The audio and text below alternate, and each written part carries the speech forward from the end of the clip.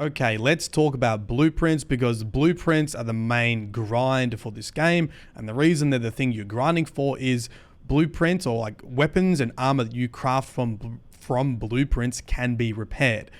Other random gear that you find in the wild cannot be repaired. So for example, I crafted this assault rifle, this legendary assault rifle, which is like the gold color, and I can repair it. So as I use it, it loses its durability and eventually breaks, and so I repair it. Now, this gold katana I found out in the wild, and when I click on it to repair it, you are not the owner, cannot be repaired. So, cool weapon that I get to use for a little bit, but eventually it's going to break and it's going to be dust. Cool. So this is why you want blueprints to craft your own weapons and keep them around a bit longer. How do blueprints work? Obviously, you need to collect blueprint fragments. You get them, just go out exploring and go to like anchors, which are like these things here, and find the crates, like look for the mystical crates, find the weapon and armor crates, and you'll slowly accumulate blueprints.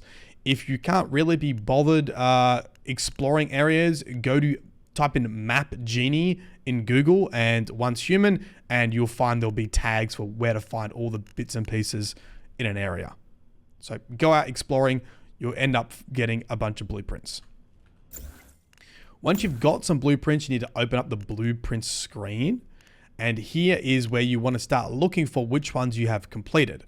And you'll know that they're completed with a gold tag here.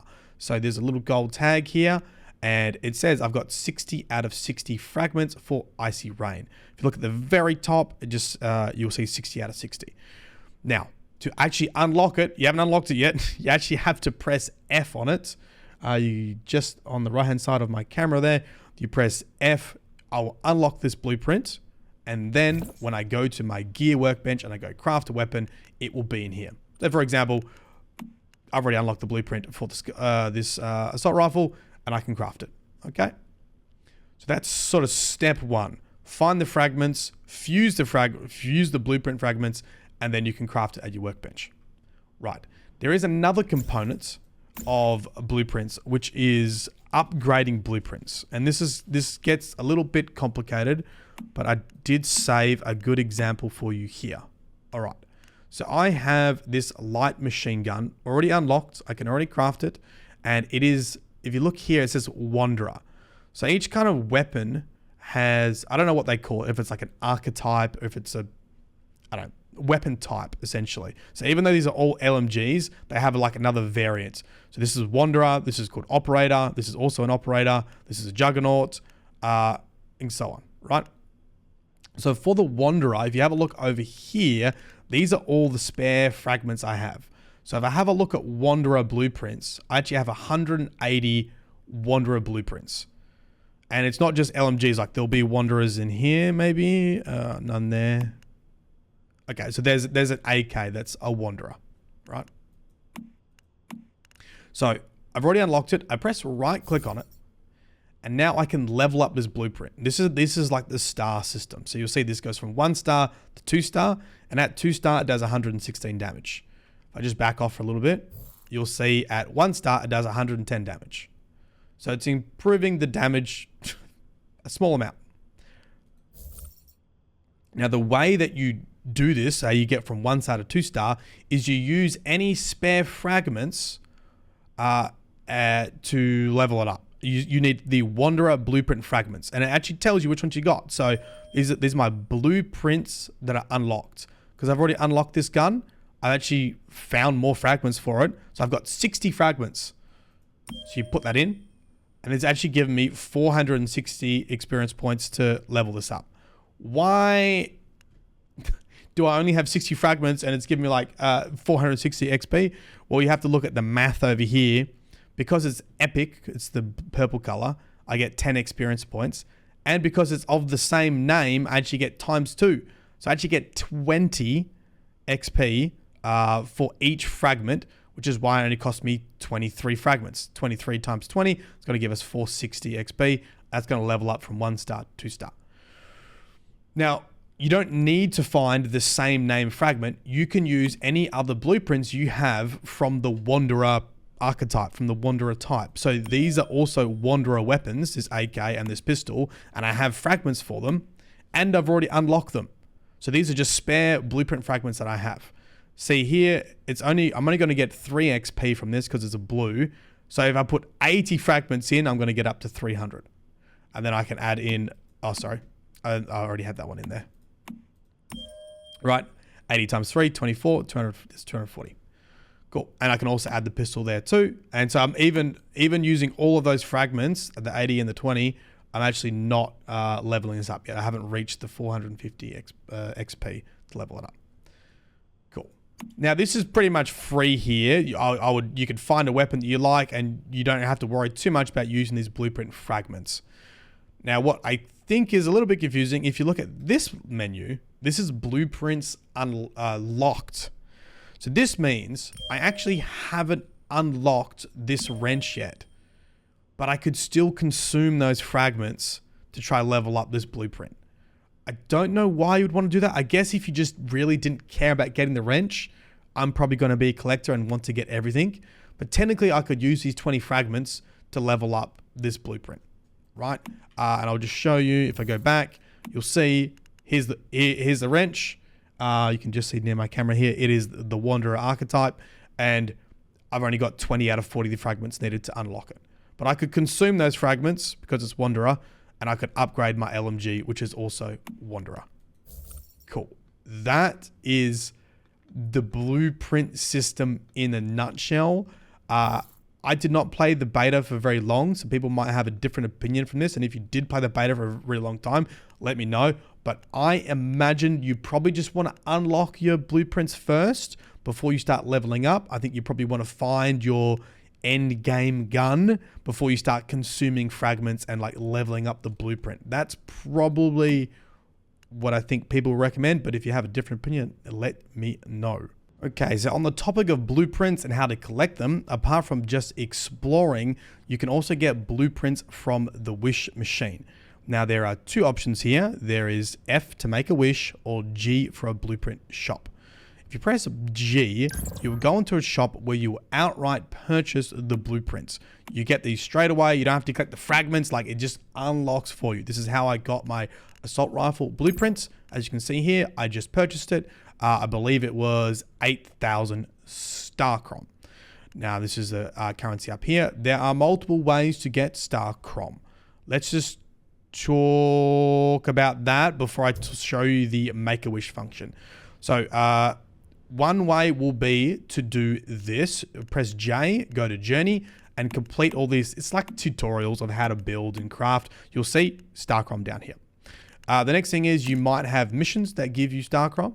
So this mission here actually gives a little bit of star crom. You can also get star crom from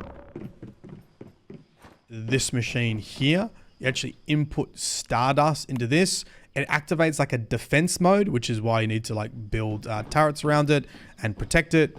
And when you complete that, you can also get star crom from it as well. And one of the major ways you'll get star crom is press escape, go to the season in the top right, go to seasonal goals at the top, and go through these. Now my camera's going to cover some of this, but you will see these are little challenges that you complete. So you just sort of complete these challenges. And as you complete these challenges, you'll kind of level up this ring over here. And when you get enough of this going, you actually get these rewards, right? So reach 1 star to obtain. You'll see there's 400 star crom there, and 600, then 1,000. Long story short, you want to do your seasonal goals in here, and this will level this up, and this will give you star crom. So I think we're on phase 2. This is phase 1. This is phase 2. We're on phase 2 now. Complete these. Get some more star crom. You get quite big chunks here. There is also a vendor who you can buy star crom crates from for Stellar. You get Stellar from doing lots of different stuff in the world. I think, we get fuel from that one. Oh, that's how you get fuel. Or is it tasks? Do you get lots of Stellar from? Okay, great. So you do some tasks, get a bunch of Stellar. Okay, so there are multiple ways you can get star crom, but I think the main point is do your seasonal goals. You'll get star crom from that. Right. You can use that star crom, like I said, to outright purchase a blueprint. Or you can gamble. You can make a wish. You press F on this. Now, a lot of people, when I was playing the game, were coming to my chat and saying, don't use the wish machine, don't gamble, just purchase everything outright. And I just kind of took that advice straight away. And I hadn't really done the math on this yet. And I'm interested to hear what people think about this because I actually understand how the wish machine works now. Okay. So you select down the bottom, there are different reward pools. Okay. And you can click on the way you see the reward is like this. Okay. So select which tape you want. And then you click on the exclamation mark, and you can see the potential rewards and the percentage chance of you getting it, right? So, Header of Courage have done the most, and you can see there's a last reward here, and there's 2 jackpots. Let me show you how that looks. And the jackpot is that assault rifle or this SMG, and the last reward is fragments. So when you go into this, this specific one is going to cost 500 star crom per swing. And when you activate it and you press play and you swing at these little llamas popping up, it will use 500 star crom with each swing. And the prize pool is listed on the left-hand side, just above me camera here. And this is what it says. So this says rare weapon blueprints, 3 out of 12. What that means is, there are only 3 more rare weapon blueprints remaining on here because there are 20 possible rewards and you'll notice there are 20 holes, right? Ready? 1, 2, 3. Hold on. Can I count with my mouse? 1, 2, 3, 4, 5, 6, 7, 8, 9, 10, 11, 12, 13, 14, 15, 16, 17, 18, 19, 20. 20 holes. Once you consume a hole, meaning you whack a llama, you'll get the reward and the hole will close. So you see all these ones like the C, A, C, S are things I've already redeemed. I've already whacked the llama there, and that's what I got. So when I hit this hole, I got a C prize. If we have a look over on the left-hand side, the C prize is the rare weapon blueprint. So I got a rare weapon blueprint from that, right? So when you first start up, this will all be full. It will say 1 out of 1. It will say 2 out of 2. It will say 1 out of 2. And as you get those prizes, this loot pool starts to deplete, right? So I've actually already got the scar from here too, even though I actually bought one outright. I wanted to see how this worked all together. So I actually bought my scar, and then I actually also did this just to see what the comparison was. Right. So what does this look like then? So there are 20 holes here, and it costs you 500 per swing, meaning this would cost you 10,000 star crom to get everything. And if you spend 10,000 star crom for this reward pool, you would be guaranteed to get this legendary assault rifle. If you were to buy it outright, you would get it for 8,000. So if I press G and I went to assault rifle blueprints and I just bought it, it doesn't show it anymore, but it was 8,000. Okay, so I would save 2,000 star crom just to purchase the blueprint. However, when you do make a wish for that 2,000 star crom, you're getting all the other stuff. Okay, you're getting rares, you're getting these epic blueprints. So you're getting all this other stuff for essentially 2,000. Are those blueprints worth 2,000 star crom? I don't know yet. The gamble is you could potentially get the scar on your first hit and only pay 500, right? Rather than 8,000. Straight up gambling. I think I'm probably going to do this more often just for the excitement of potentially getting a really good weapon for really cheap rather than purchasing the blueprints. And eventually you will get it, you're just going to pay a little bit more, but you will get a bunch of additional blueprints with it, or depending on what the prize pool is. So this is how you read the prize pool. You want to look at it. And this last bit at the top says last reward, 13 out of 20. What that means is once I've done 20 hits, once I've filled all the holes, I will get 15 fragments for this scar. Okay, let's talk about weapon crafting, specifically how the tier system works and the calibration system works. So when you have the very first basic gear workbench, you'll only be able to craft weapons from tier 1 and tier 2. And as the tier system increases, so does the supplies that you need to do it, or how advanced the supplies are. So for example, in tier 1, this only needs a copper ingot. And in tier 2, you actually need a bronze ingot. So as you go through the tiers, you're going to have to have more advanced supplies to craft. The way you get to tier 3, 4, and 5 is you actually just need a more advanced workbench, which you unlock through your memetics, like everything else, which is O on the keyboard. Go through here and unlock your advanced workbenches through this system. Once you have an intermediate or an advanced workbench, you'll find that you'll be able to craft higher level, higher tier gear.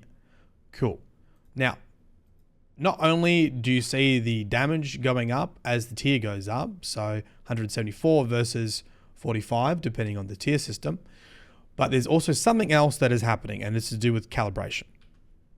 And I have to open up a different menu to show you.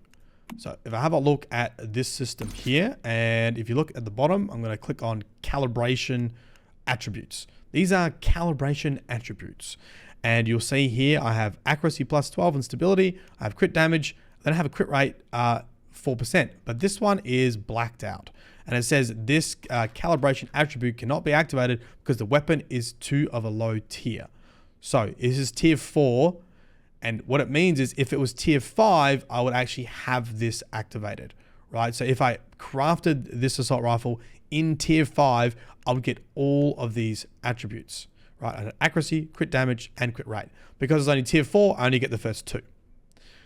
Now, you don't automatically get them. This is where the calibration comes in. You'll see there's a little +4 here and a +7 here. And this is how much I have to calibrate it to unlock these. So I'd have to go back to the workbench, craft, click on calibration, click on here, and you'll see here, now it's going, I've got 0 out of 7 calibration, and it's going to go up to 1, and it's going to cost me 10 aluminium ingots. Aluminum for the Americanos in chat.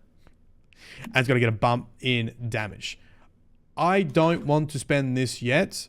It would be nice to show you, but if I kept doing this to 4, I would actually unlock the accuracy +12 and the stability +6. And if I kept doing it until calibration +7, I'd actually get the crit damage 10%. So you need the tier system to have these calibration attributes available, and then you need to calibrate it to actually unlock them. Materials upon materials. I imagine, and once again, I didn't play the beta, but I imagine probably if you're really min-maxing, I guess what you probably want to do is find the weapon you like. You first want to find extra blueprints and upgrade them. Like I said before, upgrade your blueprints to like max level. That's going to give you the most damage. Then get your advanced workbench, upgrade it as a tier 5, and then calibrate your tier 5 gear. I'm assuming that's probably going to be most people's recommendation, is probably don't calibrate stuff until you're at tier 5, because this is going to cost you materials, and I'm pretty sure it starts costing materials that you're going to run out of pretty quickly. Okay, let's talk about specializations. This is where I probably made the worst mistakes playing the game, so hopefully you can learn from my mistakes. I press O, go to memetics, and then up at the top, memetic specializations. Now you will unlock these as you level up, so you'll get more specializations as you level up. And you can see here, when I get to level 40, 45, and 50, I'll get some more specializations. Once you lock these in, you have limited opportunity to change them. However, they are very powerful, and like the name suggests, you are able to specialize in certain roles in the game. So for example, the first one that I picked was a pickaxe, the Moonlight Miner, and it gives an improved formula. Pickaxe, when using the pickaxe for mining, increase the yield of copper ore, tin, iron ore, aluminum, tungsten by 25%. Effect doubles at night. Cool, so I got that. So I get 25% buff on mining, and it doubles at night time, so 50%. Now, there are different wordings in here that apply different effects. So this says it gives me an improved formula, and it's a little arrow, which means you don't just start mining because you actually won't get the benefits of it straight away. You got to go over to your workbench, supplies bench, and actually craft it with the improved formula. So you can see here, all of these now have the little arrow next to them, and you can even see the effect here. and it's got the pickaxe Moonlight. Okay, so it gives me the 25% extra. So at the beginning, I was using my old pickaxe and actually not getting the benefit. So just check what it says first, and there's a bunch of different stuff. So this one, you need to recraft it. I also got one for dismantling stuff, and you have to recraft the dismantling bench. So if you have a look, if I press B and I go have a look, you'll see there are some things that I have that have an enhanced effect on. So this dismantling bench has an enhanced effect on it. So I had to recraft that, and then now when I use this bench, I actually get the benefits of that specialization. Let's go back in, because there are a couple other ones that do different things. So that's improved formula, so having to craft it again. The dismantling bench, you'll see I had to like make the dismantling bench again, and it tells you the related mimetics. Sometimes you just get a formula. So this means I can craft a specific thing, like electronics grabber. So I can actually craft that at the supplies bench. Right, there's the electronics grabber. So what ends up happening is some of these things you can share with Hive members, and some of these things you cannot. So I'm pretty sure that for formulas, my Hive members won't be able to make the electronics grabber. However, if I give access to my teammates, they can use my disassembly bench and they can get the benefits of it. Hence why it's like specialization. So you kind of want your team to specialize into a certain part of the game, and then those people can make those things for you because they're more effective, or they can craft things for you so you can be more effective. Okay, hence specializations. How you doing? Now, have I talked about how to reset them yet? So like I said, you only have limited ways of resetting this. I wish I did not put all these things in quite early and just waited to see what I was going to get blockaded with, because I am finding some materials are hard to come by post level 30, and I'm sure they're in here somewhere. Specifically, how to craft acid, because one of my friends, they got a craft acid formula from this. They can use sulfur to do it. I did not get it, because each of these rows kind of have a random selection that you need to choose from, and you're not guaranteed to get the same as someone else. Now, if you want to try to re-roll and see if you can get the formula that you want, you can reset. And the way that you reset, you press down here, reset, and it only resets a single line. So if I click on oil processing, I'm only going to reset that specialization. It doesn't reset everything, and it costs you one of these materials.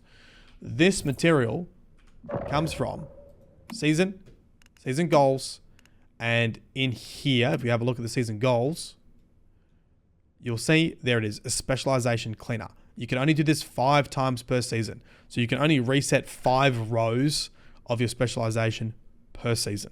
The reason why it's 5 times is because if you look at the seasonal goals, there's 1, 2, 3, 4, 5. So you complete all your seasonal goals, you have 5 resets of your specializations.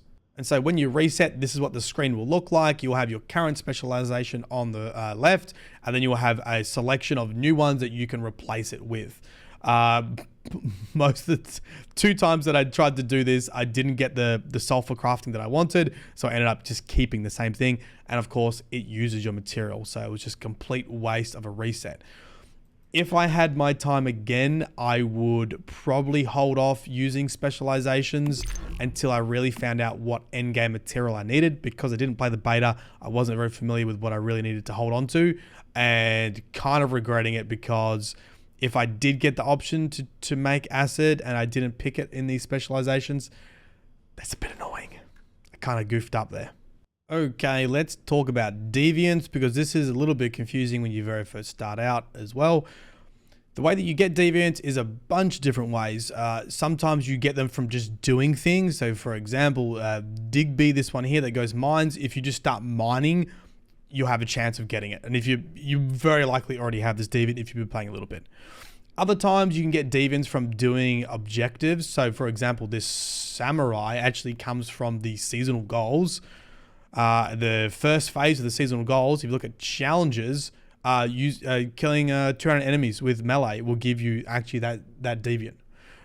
Other times you find Deviants out in the wild. This little frog, I just found, it's a spawn location for it, but it was like near a pond.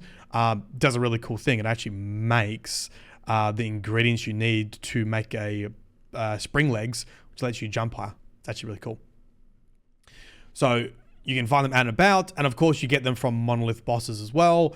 I would just, if you really want to start collecting them, like I've got a bunch here that I just haven't even put into the containments units yet.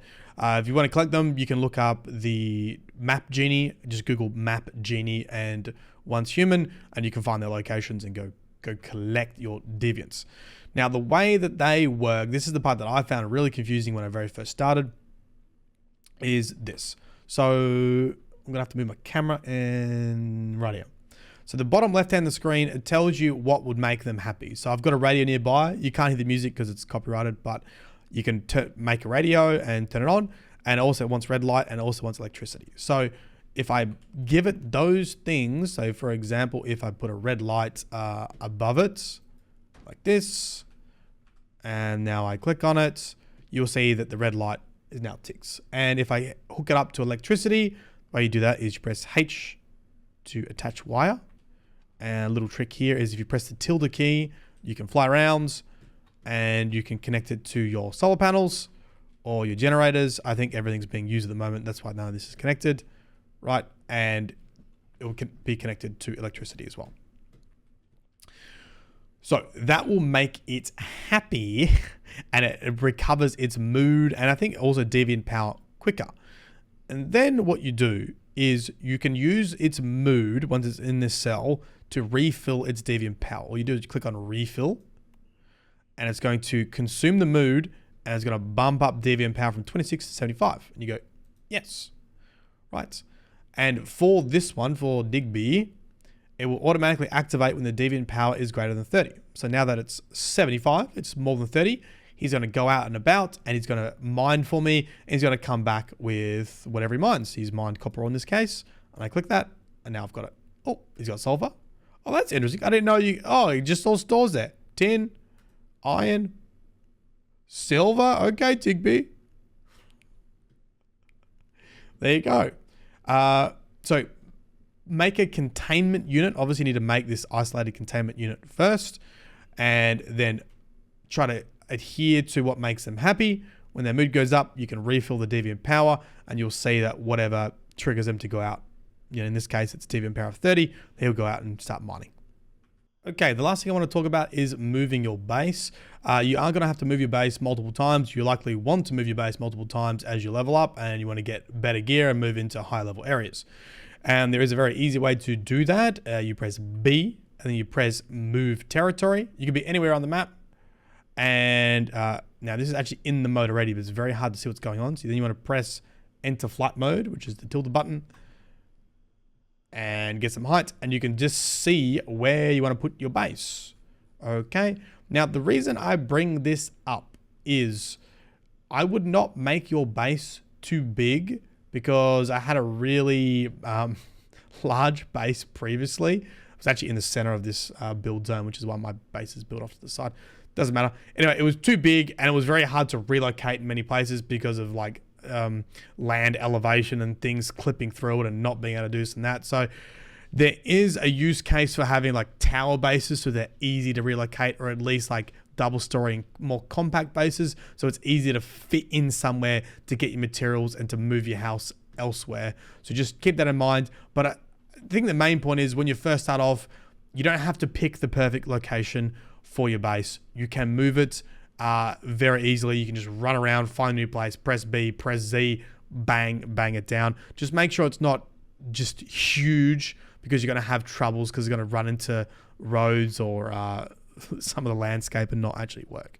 Okay, and there you have it. There's some of the things I wish I knew a little bit earlier about how the game works. I spent a lot of time going, huh, what? How does this work? Yeah.